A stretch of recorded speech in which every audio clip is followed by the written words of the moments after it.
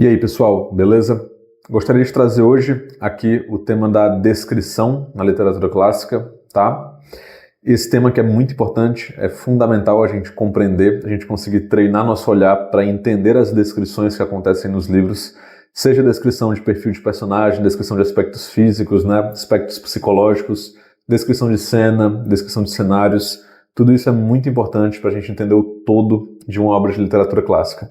Até porque a descrição, ela é, digamos assim, muito malquista pelo leitor contemporâneo, que, lendo ali uma obra clássica, ele acha que as descrições são muito desnecessárias.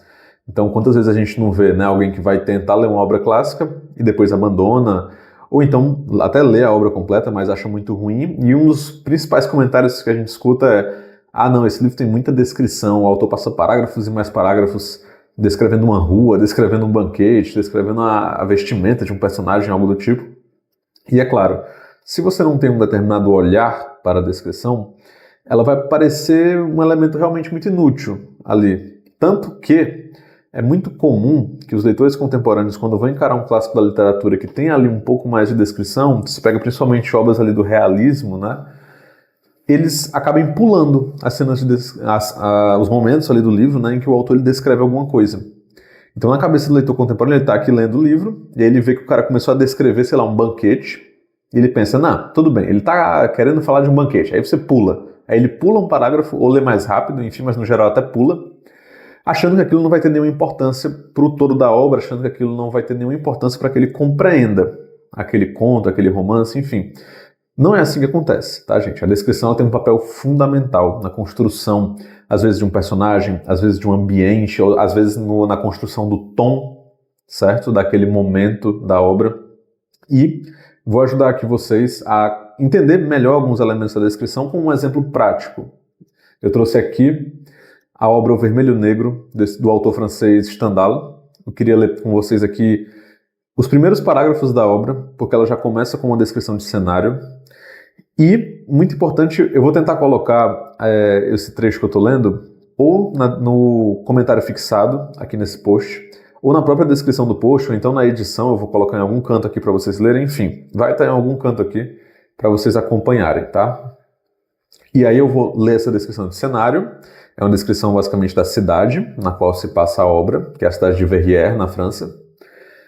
E vamos tentar pegar alguns elementos aqui dessa descrição que pode, como eu falei, né, aos olhos do leitor que não é tão treinado, que não tem tanto hábito de literatura clássica ou não entende as técnicas, ele pode deixar passar muita coisa, certo? Então vamos lá. Basicamente, isso aqui já são os parágrafos iniciais do livro. Então assim, capítulo 1, e aí já começa assim, estou lendo realmente o início do livro aqui com vocês. Começa descrevendo a cidadezinha de Verrières.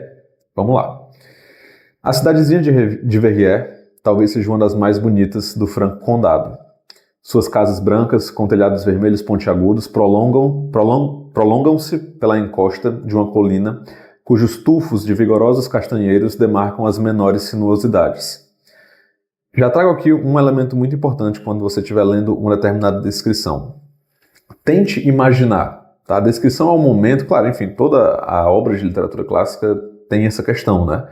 Mas na descrição, você precisa tentar imaginar o que está sendo escrito ali.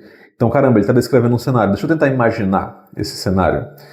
E, naturalmente, se você está lendo um livro, sei lá, da França, um livro da Alemanha, você pode não conseguir, né, imaginar aquela cena. Por algum motivo, você pode não conseguir, porque você não sabe o que é um determinado elemento que ele está descrevendo, você não conhece uma determinada árvore que o autor colocou.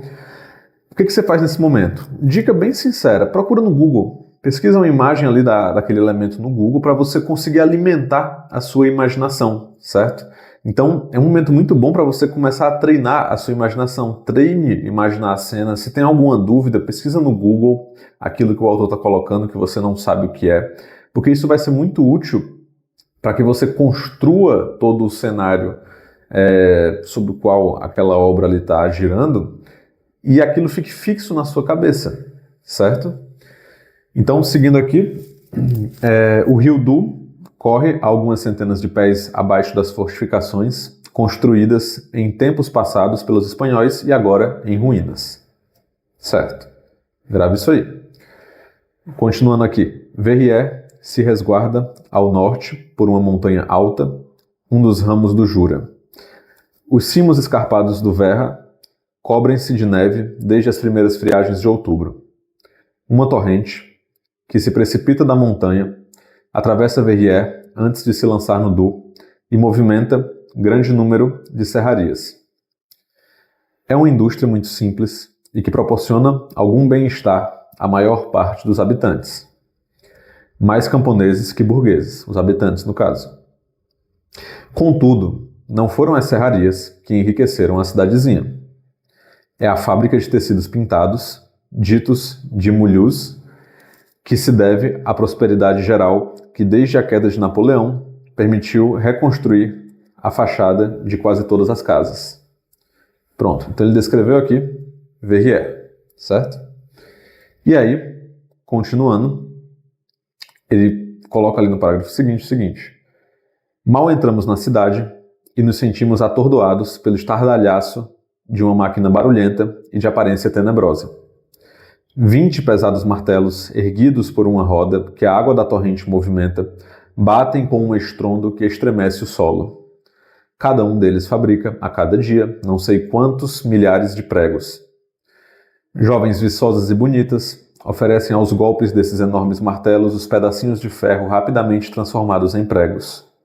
Esse trabalho, aparentemente tão tosco, é dos que mais espantam o viajante que penetra pela primeira vez as montanhas que separam a França da Helvécia. Se ao chegar a Verrières, o viajante pergunta de quem é essa imponente fábrica de pregos que ensurdece quem sobe a rua principal, respondem-lhe com um sotaque arrastado: ah, ela é do senhor prefeito. E é assim que começa o Vermelho Negro de Stendhal. Ou seja, começa descrevendo a cidadezinha de Verrières e depois descreve ali a fábrica de pregos pertencente ao prefeito da cidade. Aparentemente, uma descrição normal, despretensiosa, mas alguns elementos aqui são muito importantes que a gente preste atenção.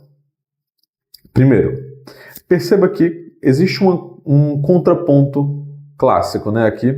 Então ele começa descrevendo a cidadezinha de Verrières, descrevendo a paisagem natural. Então ele fala sobre as casas, sobre os telhados, sobre as colinas.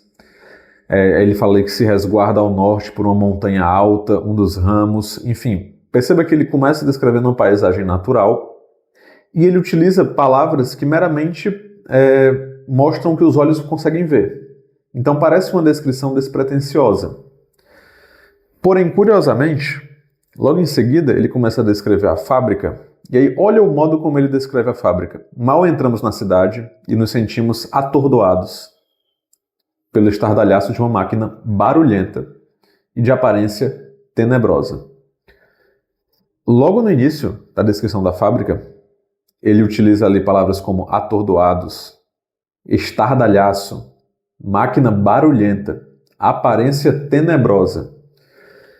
Perceba que, na primeira descrição da cidadezinha de Verrières, quando ele está descrevendo ainda a paisagem natural, que inclusive depois, ao final dessa descrição, ele vai dizer, né, que, porém, não é isso que traz prosperidade, ou seja, não é toda essa paisagem natural que traz a prosperidade, é a fábrica de pregos.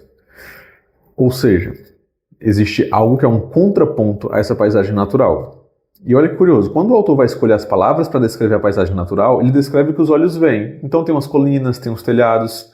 Parece uma descrição despretensiosa, porém ele está querendo construir uma paisagem idílica na cabeça do leitor. Ele está querendo que o leitor pense numa paisagem bonita, tranquila, algo que, como ele não está utilizando muitos adjetivos nesse início da descrição, parece objetivo, parece só uma mera descrição. Porém, ele está construindo a imagem de algo calmo, de algo pacífico, para depois jogar o contraponto na cabeça do leitor. E aí, como eu falei, tanto que depois ele vai descrever que nos sentimos atordoados, o que é que nos atordoa no caso, né? O estardalhaço de uma máquina. Essa máquina é barulhenta e ela tem uma aparência tenebrosa. É literalmente a primeira frase do parágrafo que começa descrevendo a entrada ali, né, na cidade, no caso, fazendo referência à fábrica. E quando você continua lendo a descrição da fábrica, você vê que é perfeitamente o contraponto da descrição inicial que ele fez. Então, 20 pesados martelos têm um peso na própria descrição, erguidos por uma roda que a água da torrente movimenta, batem com um estrondo que estremece o solo. Ou seja, tudo que o autor construiu no parágrafo da paisagem é destruído aqui, é estremecido, é atrapalhado, é prejudicado. Tanto que o autor ele utiliza muito mais palavras qualificativas ou que nos passam quase que um julgamento. Então, atordoado, estardalhaço, barulhento, tenebroso, estremece. São coisas mais brutas, diferente da descrição da paisagem. Então, essa é uma das coisas que você pode observar quando você estiver lendo uma descrição. É como o autor ele constrói aquele cenário na sua cabeça e, possivelmente, depois ele faz um contraponto com algo que prejudica aquela paisagem natural.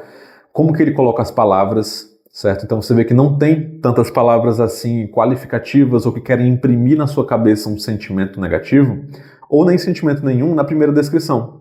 Para não dizer que não tem nada, eu separei aqui, tem 2 momentos, né, onde ele fala... deixa eu ver aqui... É uma indústria muito simples. Aqui ele está falando das serrarias, então é como se as serrarias da paisagem natural descrita no início estivessem em contraponto à fábrica de pregos, né, que tem o estardalhaço, que é barulhento, enfim.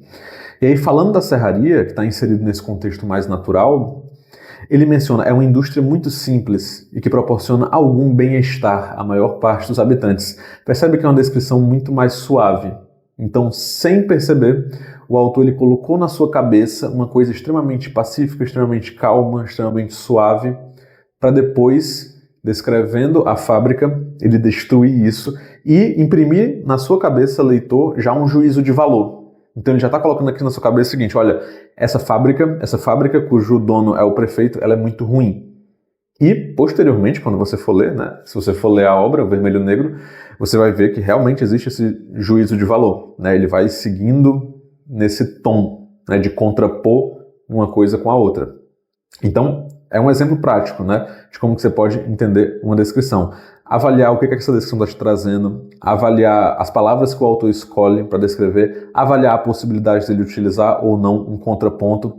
São algumas formas que eu acredito que você já pode pegar aqui e tentar entender para apurar o seu olhar quando você for ler uma descrição em alguma outra obra clássica da literatura. Beleza? Então é isso, pessoal. A gente se vê no próximo vídeo. Valeu!